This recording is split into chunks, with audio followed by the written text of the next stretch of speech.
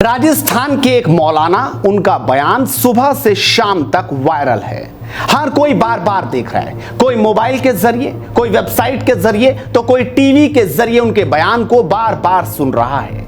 लेकिन अब तक कार्रवाई के नाम पर सिर्फ खाना पूर्ति।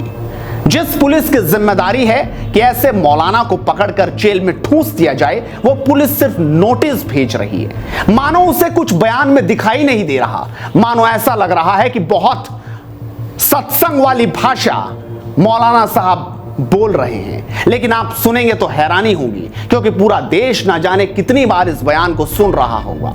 देश में जब कानपुर जैसे शहर में दंगे हो रहे हैं, जब वहां पर पत्थरबाजी हो रही है, तब ऐसा मौलाना बयानबाजी से लोगों को और भड़काने की कोशिश कर रहा है। लेकिन लोग सोशल मीडिया पर अब यह भी बोल रहे हैं कि अगर यूपी में मौलाना साहब होते तो अब तक कार्रवाई ऐसी होती कि आने वाली 9 नस्लें भी ध्यान रखती।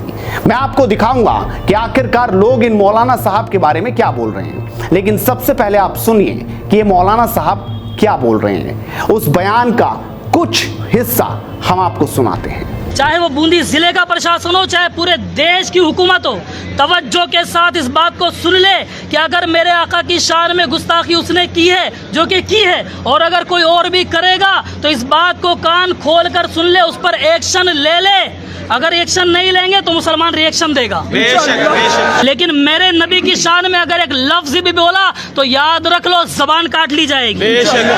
हाथ उठाओगे हाथ काट लिया जाएगा, उंगली उठाओगे उंगली काट ली जाएगी, अगर निगाहें भी उठी ना तो निकाल कर बाहर फेंक देंगे। तो देखा आपने आखिरकार मौलाना साहब कैसी भाषा का प्रयोग कर रहे हैं। साफ तौर पर पूरी तरीके से यह कहा जा सकता है कि वो देश में इस तरह की भाषा बोल लोगों को भड़का रहे हैं। नुपुर शर्मा ने जिस तरह का बयान एक टीवी डिबेट में दिया था, उनके ऊपर जबरदस्त कार्रवाई हुई है। बीजेपी ने उन्हें सस्पेंड कर दिया है। लेकिन सवाल यह है कि ऐसी भाषा लोगों में सिर्फ नफरतें पैदा करती है, फिर चाहे वो बीजेपी की नुपुर शर्मा ही क्यों ना हो। हालांकि बीजेपी ने उन पर कार्रवाई कर यह जरूर बता दिया कि वो किसी को नहीं बख्शेगी। लेकिन सवाल यह है कि ऐसे मौलाना पर कार्रवाई कब होगी। अब हम आपको दिखाते हैं कि लोग क्या बोल रहे हैं। लोग साफ तौर पर यह कह रहे हैं कि अगर ये मौलाना साहब यूपी में होता तो अब तक खेल हो चुका होता। मैं दिखाता हूं आपको कि आखिरकार जनता इस बयान के बाद क्या बोल रही है। गहलोत की पुलिस को देखो पीछे कैसे मासूमियत के साथ खड़ी है, और इस मौलवी को भी पता है कि वो गहलोत के संरक्षण में है, उसे कोई डर नहीं।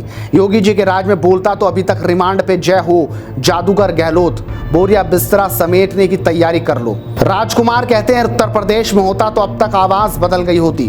राकेश पांडे कहते हैं काश ये बातें यूपी में आकर बोलते हैं, ऐसा इलाज होता कि तुम्हारी 3 पुश्तें याद करती। प्रशांत कहते हैं उत्तर प्रदेश में जब मुसलमान उपद्रव करता है तो उसको भी जमीन का एक टुकड़ा तो क्या बल्कि रोटी के एक टुकड़े का भी मोहताज हो जाता है। इसलिए तवज्जो से सुन लें। आइए कभी उत्तर प्रदेश में और दिखाइए अपनी धमकी को सच करने की कोशिश करके। कसम से आने वाली 7 पुश्तें भी पछताएंगी। इतने के बाद भी एक्शन ना लेना इस तकरीर को सरकार समर्थित होना स्वतः प्रमाणित करता है। अरुण कहते हैं इसका सौभाग्य है कि राजस्थान में है, गलती से भी उत्तर प्रदेश होता तो पूरे 3 साल के लिए अब्दुल पंचर हाउस बंद हो जाता। ये तो सिर्फ वानगी थी, लेकिन और भी आप देखेंगे। आप देखिए कि किस तरीके से लोग एक के बाद एक बयान दे रहे हैं, यानी बाढ़ सी आ गई है। सोशल मीडिया पर लोग लगातार बोल रहे हैं कि आखिरकार अगर उत्तर प्रदेश में मौलाना साहब होते तो पता चल चुका होता। लोग कह रहे हैं कि यहां पर ऐसी कार्रवाई होती कि 7 पुश्तें भी याद रखती। लेकिन जिस तरीके से अब तक कोई कार्रवाई नहीं हुई है, वो सवाल तो जरूर उठाती है। आप इस वीडियो पर अपनी राय जरूर रखिए, साथ इस वीडियो को शेयर कीजिए और लगातार हेडलाइंस इंडिया के साथ जुड़ रहिए, क्योंकि मुद्दे की बात मुद्दे के साथ इसी तरीके से चलती रहेगी। नमस्कार।